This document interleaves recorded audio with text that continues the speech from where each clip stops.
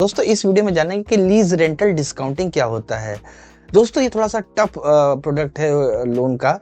तो इसको मैंने पूरी कोशिश किया कि जितना सिंपल हो, जितनी आसान भाषा में आप समझ सके उतनी आसान भाषा में आपको समझाने की कोशिश किया है।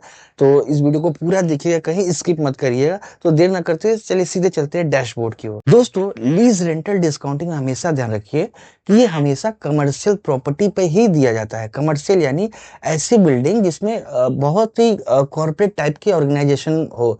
जैसे मान लीजिए एक कमर्शियल प्रॉपर्टी है, इसमें स्टेट बैंक ऑफ इंडिया है, LIC life insurance corporation of India है, मुथूट फाइनेंस है। तो ये सब कॉर्पोरेट बहुत ही रेपुटेड ऑर्गेनाइजेशन होते हैं। तो ये क्या करते हैं, जहां भी जिस भी कॉम्प्लेक्स में रहते हैं वो 1 साल या 2 साल या 11 महीने के लिए नहीं रहते हैं। ये लॉन्ग टर्म के लिए रहते हैं, यानी 5 साल, 10 साल, 20 साल इस तरह के टर्म के लिए रहते हैं, यानी बहुत ही लॉन्ग टर्म होते हैं। और ये जो होता है वो नोटरियल एग्रीमेंट नहीं करते, इनका लीज होता है, यानी रजिस्टर्ड लीज होता है। यानी कचहरी से या जो कोर्ट होता है वहां से ये बाकायदा स्टैम्प ड्यूटी देकर एक लीज बनता है। लीज में ऑनर ऑनर होता है और जो टेनेंट होता है, इन दोनों के बीच में सारी चीजें मेंशन होता है कि जैसे मान लीजिए रेंट कितना दिया जाएगा, पर मंथ रेंट कितना होगा, एक्सकरेशन कितना होगा, यानी हर महीने कितने परसेंट हम जो रेंट है वो बढ़ाएंगे, कितने साल का लीज होगा, कितना एरिया कवर्ड करेंगे, और पार्किंग यूज कितना करेंगे, और वगैरह वगैरह में सारे डिटेल इस लीज एग्रीमेंट में होता है। तो ये बहुत ही सेफ और सिक्योर होता है। तो इसी को देख के बैंक क्या करती है, इस LRD का कॉन्सेप्ट आया उनके दिमाग में। लेकिन ये ध्यान रखिएगा कि जो बिल्डिंग है वो कमर्शियल कॉम्प्लेक्स होना चाहिए, और उसका वहाँ के जो भी विकास प्राधिकरण है या जो वहाँ की लोकल अथॉरिटी है वो बाकायदा उस प्रॉपर्टी अप्रूव होना चाहिए। यानी उस प्रॉपर्टी का जो भी लेआउट है, जो भी नक्शा है, वो उस लोकल अथॉरिटी से अप्रूव्ड होना चाहिए। किसी तरह का उसमें कोई भी चीजें दिक्कत में ना हो, कोई भी चीजें इलीगल ना हो।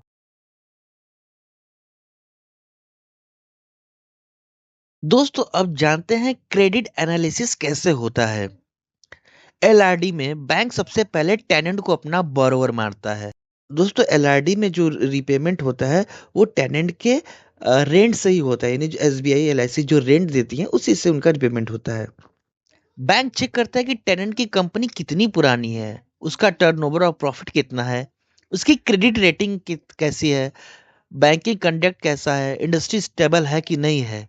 अगर टेनेंट वीक है तो स्ट्रॉन्ग प्रॉपर्टी भी लोन नहीं दिला सकती है। Step 2, lease agreement due diligence. Second step में बैंक लीज डीड को माइक्रोस्कोप से देखता है। इसमें क्रेडिट टीम चेक करती है कि जो रजिस्टर्ड लीज हुआ है उसमें क्या क्या क्लॉजेस है। जैसे रजिस्टर्ड लीज होना ये एकदम कंपलसरी है, इसका लॉक इन पीरियड कितना है, टर्मिनल क्लॉज क्या है, रेंट एक्सक्लरेशन क्या है, मेंटेनेंस की रिस्पॉन्सिबिलिटी किसकी है। स्टेप 3 में देखती है कि कैश फ्लो एनालिसिस करती है क्रेडिट टीम। जैसे कि नेट मंथली रेंट कितना होगा, EMI वर्सेस रेंट का रेशियो क्या होगा, डेट सर्विस कवरेज रेशियो कितना होगा। बैंक चाहता है कि जो उसका रेंट हो वो हमेशा EMI से ज़्यादा हो, मतलब किराया EMI से कम 20 से 30% ज़्यादा होना चाहिए। क्योंकि इसमें लॉजिक ये होता है कि जो आपकी रेंट है वही EMI चुकाती है, न कि जो प्रॉपर्टी का ऑनर है वो।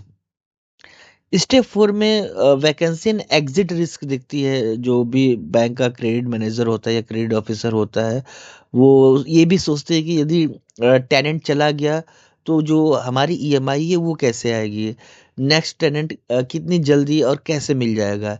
इसलिए बैंक चेक करता है कि लोकेशन का डिमांड है कि नहीं है, यानी किस प्राइम लोकेशन पे है, शहर के प्राइम लोकेशन पे वो प्रॉपर्टी लोकेटेड है या नहीं लोकेटेड है। अल्टरनेट टेनेंट प्रोफाइल, यानी अगर वो टेनेंट चला भी गया तो तुरंत दूसरा टेनेंट मिल जाएगा कि नहीं मिल जाएगा।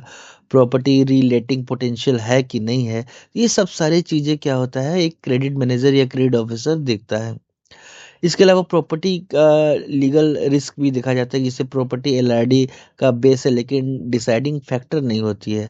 बैंक देखता है कि प्रॉपर्टी का जो टाइटल है वो क्लियर है कि नहीं है, उसका जो मैप अप्रूव्ड है, जो लोकल अथॉरिटी है वहाँ से इसका मैप अप्रूव्ड है या नहीं है, इस पे कोई लिटिगेशन है कि नहीं है, सरसई कंप्लायंस पूरा करती है कि नहीं करती है, चार्जेस क्रिएशन पॉसिबल है या नहीं है, और यदि कोई भी लीगल इसमें कोई भी इशू आता है या लीगल में कोई डिफेक्ट होता है तो तुरंत ये क्या होता है, ये रिजेक्शन की ओर बढ़ जाता है। नेक्स्ट स्टेप में बोरोवर की प्रोफाइल का भी एनालिसिस करती है।